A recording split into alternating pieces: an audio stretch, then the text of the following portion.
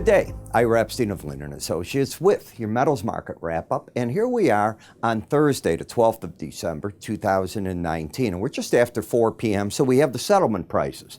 You can see the stock market up, and actually the last quotes of the day were slightly higher than this, about another 20 higher in the down proportionately in the others. Gold, while it settled at 1472.30, the last trades were around 1474. Silver was closer to 1698, and you were up almost 200 points at the end of the day on the copper. Now let me explain what happens in the metals. The settlement comes in at 12:30. You trade until 4 o'clock. So when I'm telling you what the last trades are, I'm just giving you what I saw at the last quotes, because often that's what's reflected when the market reopens in the evening. Now, the event of the day is obviously the fact that it is rumored, I haven't seen the president yet say it, that they have reached a tentative accord on a phase one part of the U.S.-Chinese trade deal. What that means, your guess is as good as anyone else's at this hour.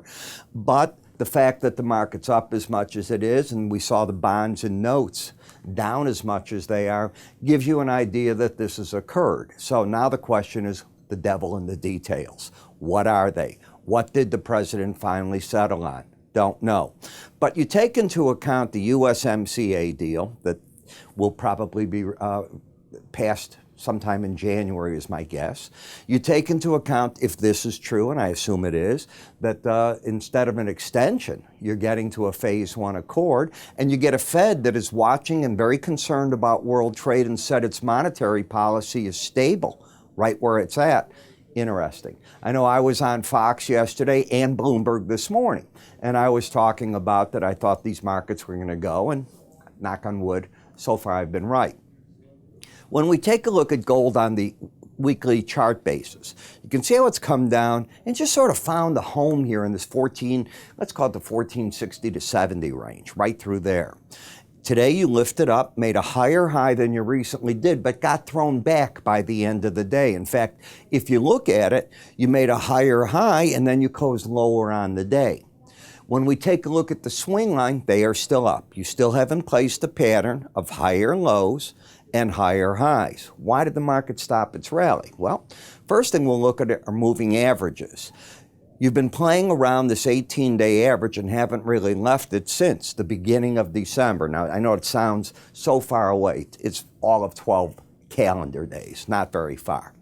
You can see that the market's fighting right at that 18-day average of closes. It closed at 1472.30, so the bias is down. The swing line is up, and the question is, can the market lift out of here, or does it take out and disappoint the market by taking out the 1463 level, which then creates a new problem for the market? What do I mean? Well, you have the higher high. So if you took that out, you'd have a lower low. You'd step out of a trend for the near term. What stopped the market? Tell me where the Bollinger Band is. Here's the market playing around the 18-day average, upper band, lower band. What I teach is, generally speaking, the first challenge of the upper Bollinger Band after you've returned to the 18-day average is an area of resistance. That's what the market got up to and thrown right back to that 18-day average of closes. In terms of momentum, it's flattened out. It had been pointing down, as you can see here. This was on Tuesday, started flattening yesterday and continued that flattening pattern. The key is, what is this? Is this a bottom? Is this a top area? That's going to be the key. As I've mentioned to you over and over, the seasonals are to the upside. For those of you 2 weeks ago that saw my video report on gold, this all fits very much into that time frame I had given you, and no, that video report's not on. When I put my video reports out, they're good for 5 business days. Then I intentionally take them off. I want you to pay attention when they're on. They're not meant to be a history lesson. When you look at GLD, what did you do? Let's go to yesterday. Hadn't hit the upper Bollinger Band. I probably would have mentioned higher high, lower low.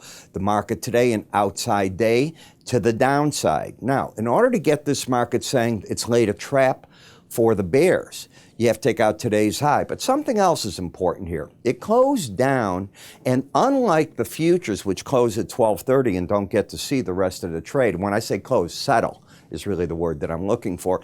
This market trades until 3:15. That's when the settlement price is determined. So it is down. So we have a pattern of a higher high, lower low, stuck in that narrow band right through here. When we come to the gold-silver ratio, silver starting to gain back on the gold market.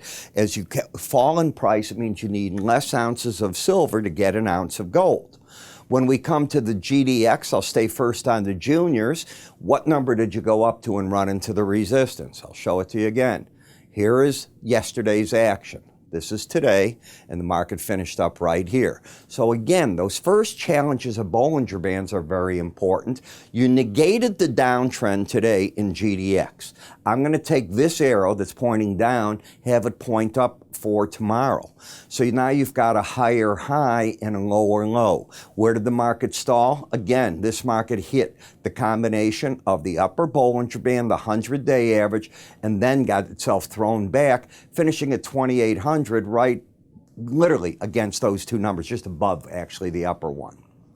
In the silver market, what we did is we came out of this sideways action that I'm pointing at, tried the downside, couldn't go anywhere, came back up. Today you got as high as 17, 18 and a half, taking out this high.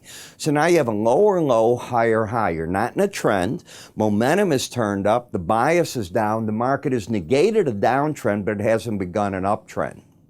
In the copper market, here's the market up and fighting a battle right now. 279.65 was the close, literally on the upper Bollinger Band, just fighting and riding that number. And as we thought, this market is built in that something positive was going to happen out of the U.S. and Chinese trade. Now, frankly, I was of the opinion that at a minimum they would get, and this is what I've been writing in my research, a minimum was that the market would get no increase in tariffs on December 15th, purely because the president had everything to gain by either, at that point, stalling, let the stock market, other markets have a good finish to the year, because he owns that. I mean, he is the person that says it's up because of his policies and what he's doing, and he's standing up and blah, blah, blah.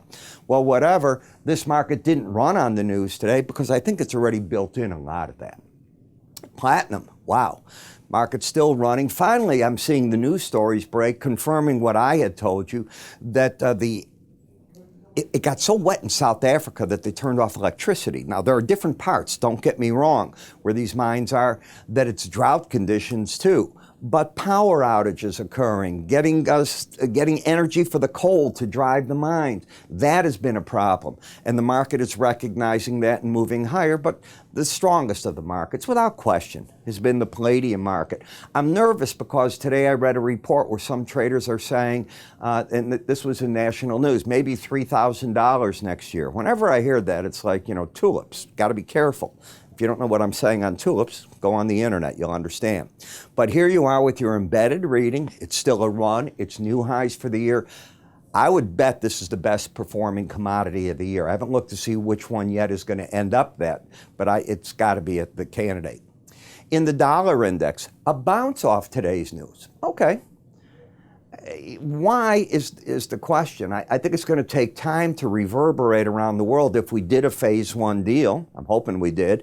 And if that's the case, maybe the Chinese engine doesn't slow down that much more. I saw the Chinese, they had an economic conference, and today they came out predicting that they are targeting a 6% growth for 2020. The projection coming into 2019 was for 6 to 6.5%.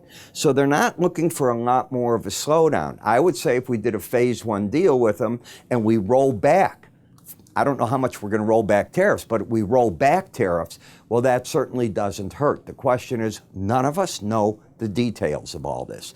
So you put it together, you try to figure out what to do, and I'll give you the best trade you might make.